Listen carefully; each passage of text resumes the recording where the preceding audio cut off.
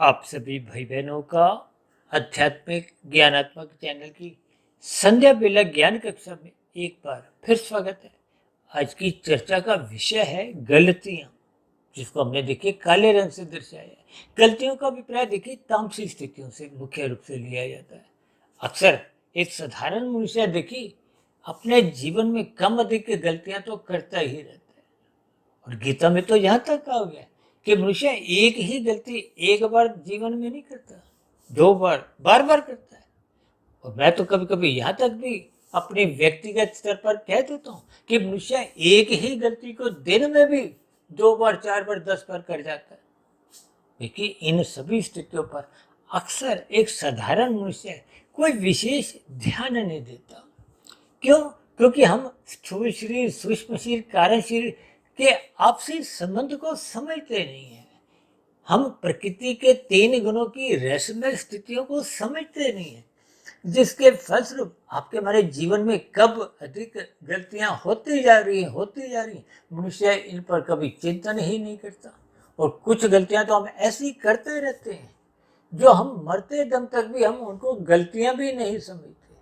देखिए इन सभी स्थितियों को अक्सर हम किसी न किसी तरीके से समझाने का एक प्रयास करते हैं।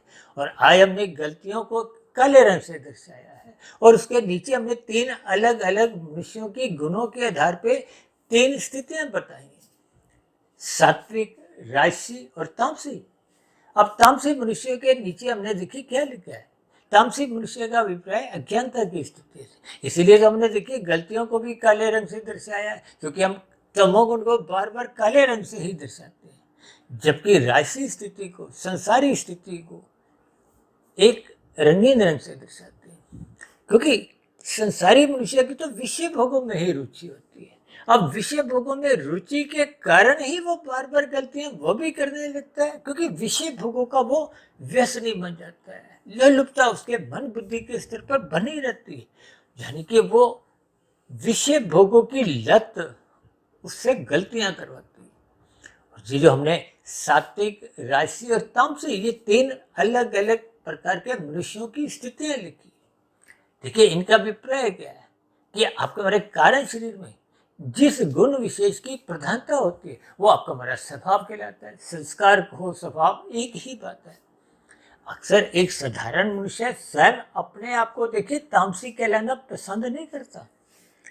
आपको ध्यान होगा महाभारत में देखिए दुर्योधन अर्जुन की स्थितियों का, क्योंकि भगवान श्री कृष्ण जी ने अर्जुन को भी बार बार समझाते रहे और दुर्योधन को भी समझाते रहे, लेकिन अर्जुन ने तो भगवान श्री कृष्ण जी की बात को समझ लिया।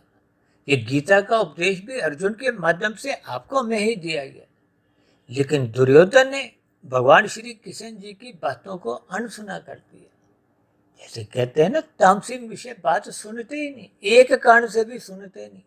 जबकि राजसी विषय फिर भी एक कान से बात सुनता हुआ दिखाई देता है। अक्सर हम देखते हैं ना, राजसी विषय सत्संग करते हुए दिखाई देते हैं, वो एक कान से सुनते हैं, दूसरे कान से कुछ समय विशेष बात निकल जाता है या निकाल देते हैं। देखिए इन सभी स्थितियों को आपने यथार्थ रूप में इनसे भावार्थ समझने, अन्यथा कभी कभी राशि मनुष्य देखिए इन सभी बातों का बुरा भी मान जाते हैं। देखिए इन सभी स्थितियों को जब हम ज्ञान पूर्वक समझने लगते हैं, यही तो गुणों का प्रभाव है। हम सभी भाई बहन स्वभाव से ही राजसी है। राशि का अभिप्राय संसारी आकर्षणों से है कि स्त्री पुरुष का जो आपसी आकर्षण है, इसको भी रजोगुण का ही कहा गया है। देखिए शास्त्र बार बार कहते हैं आपके हमारे स्थूल शरीर तामसी हैं, और ये इंद्रिय दोष है कि आपका हमारे विषय भोगों में एक लोलुपता रुझान बना रहता है। इसीलिए तो कहा गया है इस स्थूल शरीर को मन बुद्धि की लगाम से नियंत्रण में रखो। अब नियंत्रण में कैसे रहेगा, इसी का तो उपदेश भगवान श्री कृष्ण जी ने गीता में, और हम तो प्रतिदिन ही इन सभी स्थितियों पर चर्चाएं करते हैं। देखिए ये जो भोग विषय हैं, जब ये अमर्यादित होते हैं, अमर्यादित कहो, आवारागर्दी को, सब एक ही बातें हैं। और आजकल तो देखिए 24/7 की स्थिति आपके हमारे घरों में एक खुल्लम खुला प्रवेश कर चुकी है। एक साधारण मनुष्य की 7 दिन 24 घंटे इन विषय भोगों को भोगने की लत पड़ती जा रही है, जिसके फलस्वरूप सतोगुण में मन टिकता नहीं है। और सतोगुण में जब मन नहीं टिकता तो फिर पहले के भी जो शुभ संस्कार बने हुए तो वो भी धीरे धीरे कमजोर होते जाते हैं। उनके स्थान पे ये राजसी तामसी स्थितियां मजबूत अपना स्थान बना रही हैं। इसके फलस्वरूप हम अज्ञानता में आ रहे हैं, क्योंकि कारण शरीर में जिस स्थिति जिस गुण की प्रधानता होती है वही आपके हमारे स्वभाव में दिखता है। स्वभाव का मतलब क्या है? रहता तो ये कारण शरीर में, लेकिन प्रकट मन बुद्धि के स्तर पर विचारों में होता है, स्थूल शरीर के स्तर पर कर्मों में दिखाई देता है। कभी कभी हम कहते हैं ना कि उस अदालत में उस अपराधी ने ऐसा स्वीकार किया कि मैं इसकी हत्या करना तो नहीं चाहता, लेकिन उस समय विशेष में पता नहीं कैसे मेरे से ये हत्या हो गई। ऐसे ही बलात्कार जैसी स्थिति है। देखिए, जब कारण शरीर में बहुत ही बुरे संस्कार बने होते हैं, वो वेग से आते हैं, वेग से कहो तूफानी वेग से, ये तूफान जैसे आता है ना, बहुत ही कम समय में आता है लेकिन बहुत ही तबाही मचा देता है। ठीक इसी तरह सत्संग के अभाव में ये जो बुरे संस्कार जिस तूफानी वेग से जब आते हैं तो ज्ञानेंद्रियों के स्तर पर भोग करवाए जाते हैं, कर्मेंद्रियों के स्तर पर जघन्य अपराध करवाए जाते हैं।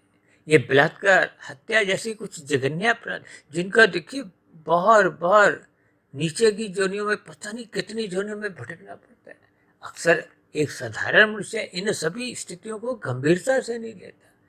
देखिए, यहाँ की अदालतों में तो ये जो फांसी की भी सजा है, हालांकि ये वर्तमान समय में काफी देशों में इसको बंद किया जा रहा है, लेकिन फिर भी देखिए कोई मनुष्य एक से अधिक हत्याएं करता है, यहाँ तो एक ही बार फांसी होने के बाद उसकी एक स्थूल शरीर की मृत्यु हो जाती है। तो फिर ऐसी स्थितियों में प्रकृति का न्याय को, प्रकृति की अदालत में तो देखिए 10 हत्याएं की हैं तो 10 बार उसको भी उसकी सजा मिलती है। कर्मफल सिद्धांत की कुछ ऐसी ही स्थिति है जिनको मनुष्य क्रमबद्ध तरीके से गंभीरता से नहीं समझता। और भागवत पुराण में तो देखिए स्पष्ट शब्दों में समझाया गया, तामसिक स्थितियों से बचो। इसलिए तो कहते हैं तमोगुण की निंदा करो और रजोगुण के प्रति उपेक्षा रखो। यदि रजोगुण के प्रति उपेक्षा नहीं रखोगे तो फिर देर से देर मनुष्य रजोगुण का आदी होता जाता है, व्यसनी बनता जाता है। तो फिर ये सात्विक स्थितियां, धर्म की स्थितियां, सत्संग की स्थितियां ये कमजोर होने लगती। या यूं को कि जब हम अपने जीवन में सत्संग को कोई महत्व नहीं देते तो आपके बड़े जीवन में सात्विक स्थितियां कमजोर होने लगती हैं, धर्म की स्थितियां कमजोर होते होते ये अर्थ और काम बिगड़ने लगते हैं। और बिगड़ने का मतलब आवारागर्दी करने लगते हैं। आवारागर्दी करने का मतलब तमोगुण में भी गिरने लगते हैं। ये जो तामसी निंदनीय स्थान है, इनमें जाते हुए कब मनुष्य कितने पाप कर्म कर देता मनुष्य को उसका बोध नहीं होता। इसलिए तो आज हमने देखी गलतियों के नीचे जो अलग अलग स्थितियों के साथ, यानी कि तामसी, राजसी और सात्विक स्थितियों के साथ नीचे कुछ एक प्रतिशत की स्थितियां भी एक मात्र समझाने के लिए लिखी है। जैसे अक्सर हमारी चर्चा में हम बार बार कहते हैं तमोगुण से 10 गुना अच्छा रजोगुण है, रजोगुण से 10 गुना अच्छा सत्वगुण है। वो इस भाव से कहा जाता है कि छीनने के बजाय, यानी कि माया के सुख भोगने के लिए यदि आपकी इच्छा है तो छीनो मत, विधि विधान द्वारा विहित कर्म करो। जैसे जैसे शास्त्र आपको में अनुमति देता है, मेहनत करो, कृत करो, कर्म करो, फिर फल पाओ। भले ही दूसरों को मत खिलाओ, आप स्वयं ही खाओ। देखिए, राजसी मनुष्य कृत करता हुआ, विधि विधान द्वारा कर्म करता हुआ अपने सुख को सुनिश्चित करता है और दूसरों को दुख भी नहीं देता, सुख भी नहीं देता। जबकि सात्विक मनुष्य विधि विधान द्वारा कर्म भी करता है, कर्मकांड भी करता है, और जो सुख की प्राप्ति होती है पहले वो दूसरों को भी खिलाता है, स्वयं भी खाता है। और दूसरों को खिलाते समय उसके यही भाव रहते हैं कि इसके बदले में मुझे परमात्मा कुछ और देगा। ये सभी स्थितियां सकाम भाव से होती है, यानी कि सात्विक मनुष्य प्रेम करके कार्य करता है।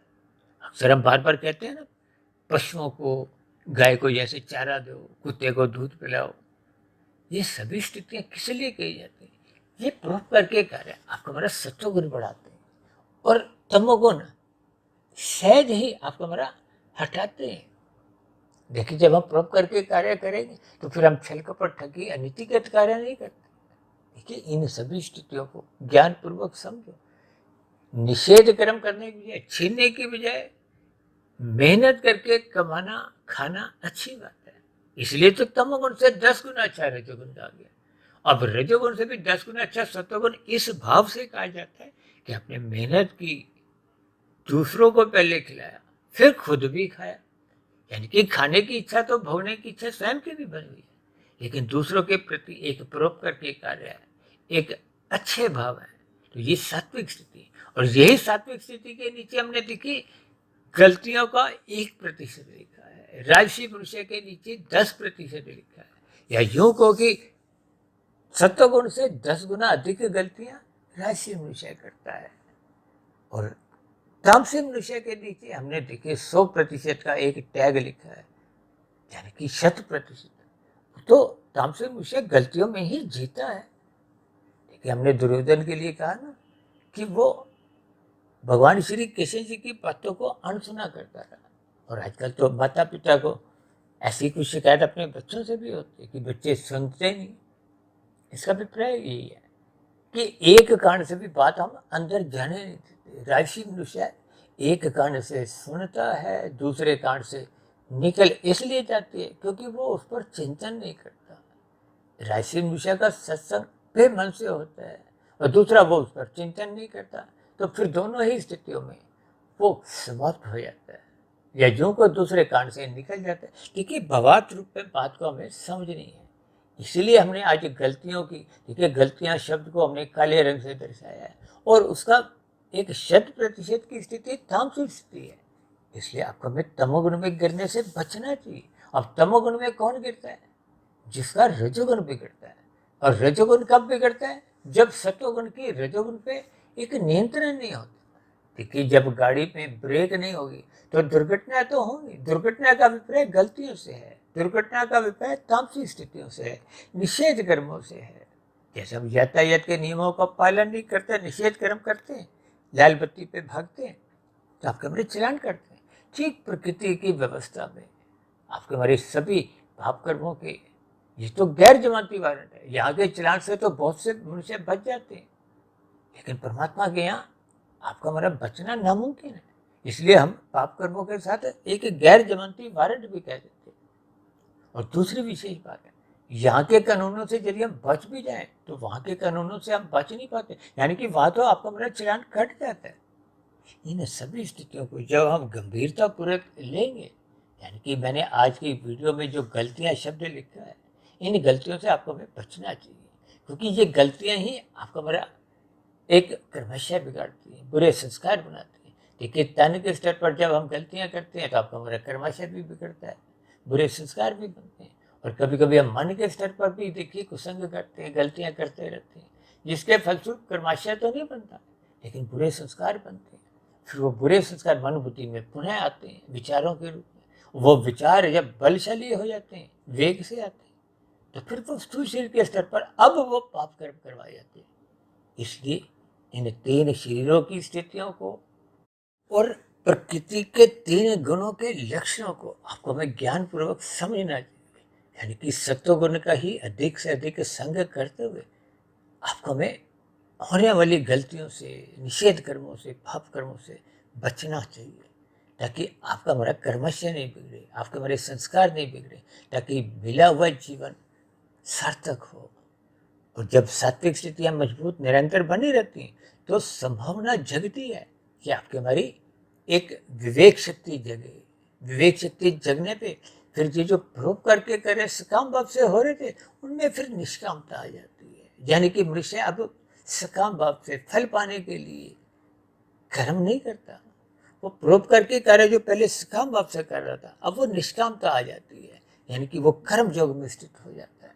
अब उसकी परमात्मा को पाने की इच्छा एक योग के रूप में, यानी कि आपकी हमारी साधना आरंभ हो जाती है, क्योंकि अब संसार को पाने की, भूलने की इच्छा समाप्त हो जाती है। इन सभी स्थितियों को आपको हमें ज्ञानपूर्वक समझना होगा। श्रद्धापूर्वक सत्संग करते हुए रात को मनोत्मक स्थितियों से बचने के लिए आपको हमें जल्दी सोना चाहिए, ताकि हम ब्रह्म मुहूर्त में उठें, सात्विक स्थिति मजबूत करें, ताकि आपके हमारे जीवन में गलतियां होना समाप्त हो। तो इन्हीं शुभकामनाओं के साथ चर्चा विशेष का यही विश्राम देते हैं। कल सुबह फिर मिलते हैं ब्रह्म मुहूर्त ज्ञान उपदेश कक्षा में। तब तक आप अपने आध्यात्मिक मित्र सुधीर भाटिया फकीर को इजाजत दें। आप सभी भाई बहनों को बहुत बहुत शुभ रात्रि।